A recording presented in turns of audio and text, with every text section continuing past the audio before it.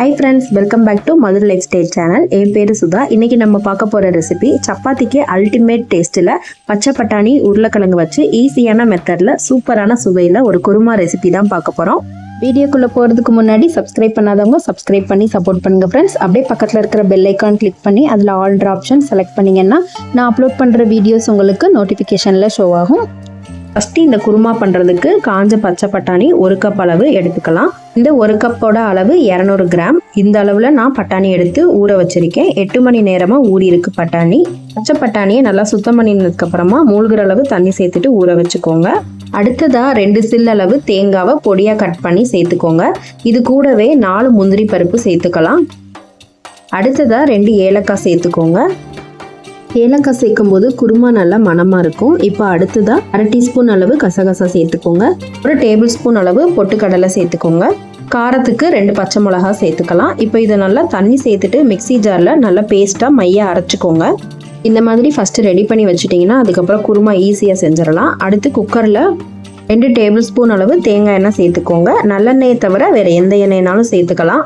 எண்ணெய் ஹீட் ஆனதும் 1 துண்டு பட்டை, 1 அன்னாச்சிப்பூ, 2 கிராம்பு, 1 டீஸ்பூன் அளவு சோம்பு, 1 பிரியாணி இலை சேர்த்துக்கோங்க. நம்ம சேர்த்திருந்த ஸ்பைசஸ்லாம் பொரிஞ்சதும் 2 பெரிய வெங்காயம் மீடியமான சைஸில் நீட்டமாக கட் பண்ணி சேர்த்து கண்ணாடி பக்குவம் வர அளவு வதக்கி விட்டுக்கோங்க. வெங்காயம் வதங்கினதும் 1 டேபிள் ஸ்பூன் அளவு இஞ்சி பூண்டு சேர்த்து பச்சை வாசம் போகிற அளவுக்கு நல்லா வதக்கி விட்டுக்கோங்க. இஞ்சி பூண்டு பேஸ்ட்டு சேர்த்ததுக்கப்புறம் நல்லா வதக்கினதுக்கப்புறமா 3 மீடியம் சைஸ் அளவில் தக்காளி எடுத்து கட் பண்ணி சேர்த்துக்கோங்க. தக்காளி சேர்த்ததும் குருமாக்கு தேவையான அளவு உப்பு சேர்த்துக்கலாம். தக்காளி கூடவே உப்பு சேர்த்து வதக்கும் போது தக்காளி சீக்கிரமாகவே மசிய வெந்துடும். உப்பு சேர்த்ததும் நல்லா மிக்ஸ் பண்ணி விட்டுக்கோங்க. இப்போ தக்காளி ஓரளவுக்கு 90% நல்லா குக் ஆகி வரட்டும். தக்காளி ஓரளவுக்கு மசிய வெந்ததும் 1/4 டீஸ்பூன் அளவில் சோம்பு தூள் சேர்த்துக்கோங்க. அடுத்ததாக 1 டீஸ்பூன் அளவு கரம் மசாலா சேர்த்துக்கலாம். மசாலா சேர்த்ததும் இதை நல்லா கலந்து விட்டுக்கோங்க. காரத்துக்கு நம்ம ஏற்கனவே பச்சை மிளகாய் அரைச்சிருக்கோம், அதனால தனி மிளகாய் தூள் தேவையில்லை.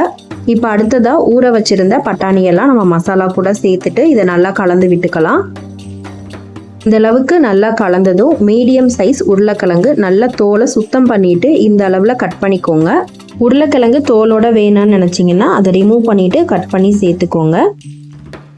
அடுத்ததாக ரெடி பண்ணி வச்சுருந்த தேங்காய் பேஸ்ட்டும் இது கூட சேர்த்துக்கலாம். சேர்த்துட்டு குருமாவுக்கு தேவையான அளவு தண்ணி சேர்த்துக்கோங்க. நான் தண்ணி இதுக்கு 3 கப் அளவு சேர்த்துருக்கேன். குருமா கொஞ்சம் திக்கான கன்சிஸ்டன்சியில் வேணும்னா தண்ணியோட அளவை கொஞ்சம் கம்மி பண்ணிக்கோங்க. தண்ணி சேர்த்ததும் கொஞ்சமாக கருவேப்பிலை இலைகள் ஃப்ரெஷ்ஷாக சேர்த்துட்டு இதை நல்லா மிக்ஸ் பண்ணி விட்டுக்கோங்க. மிக்ஸ் பண்ணினதுக்கு அப்புறமா இது கூட உப்பு எவ்வளோ இருக்குன்றதை செக் பண்ணிவிட்டு இந்த ஸ்டேஜில் உப்பு சேர்த்துக்கோங்க. உப்பு செக் பண்ணதுக்கப்புறமா இப்போ மூடி போட்டு குக்கர் விசில் வச்சுக்கலாம். குக்கரில் 4 விசில் வச்சு எடுத்துக்கோங்க, கரெக்டாக இருக்கும். விசில் கணக்கு இல்லாதவங்க 5 மினிட்ஸ் ஹை ஃப்ளேமில் வச்சுட்டு 10 மினிட்ஸ் லோ ஃப்ளேமில் வச்சிங்கன்னா கரெக்டாக வெந்திருக்கும். பட்டாணி உருளைக்கிழங்கு பட்டாணியெல்லாம் நல்லா கரெக்டான அளவில் வெந்து வந்திருக்கு.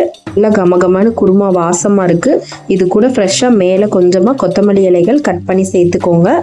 சப்பாத்திக்கு சூப்பரான டேஸ்ட்டில் பட்டாணி உருளைக்கிழங்கு குருமா ரெடி பண்ணியாச்சு. அடுத்ததாக சப்பாத்தி ரெடி பண்ணிக்கலாம். நான் சொன்ன இந்த அளவுகளில் குருமா ரெடி பண்ணிங்கன்னா 4லேருந்து 5 பேர் தாராளமாக சாப்பிட்லாம். இந்த மாதிரி நீங்களும் உங்கள் வீட்டில் ட்ரை பண்ணிவிட்டு எப்படி இருந்துச்சுன்னு எனக்கு கமெண்ட்ஸில் சொல்லுங்கள் ஃப்ரெண்ட்ஸ். என்னோடய வீடியோ பிடிச்சிருந்தா லைக் பண்ணிவிட்டு சப்ஸ்கிரைப் பண்ணாதவங்க சப்ஸ்கிரைப் பண்ணி சப்போர்ட் பண்ணுங்கள். தேங்க்யூ ஃபார் வாட்சிங்.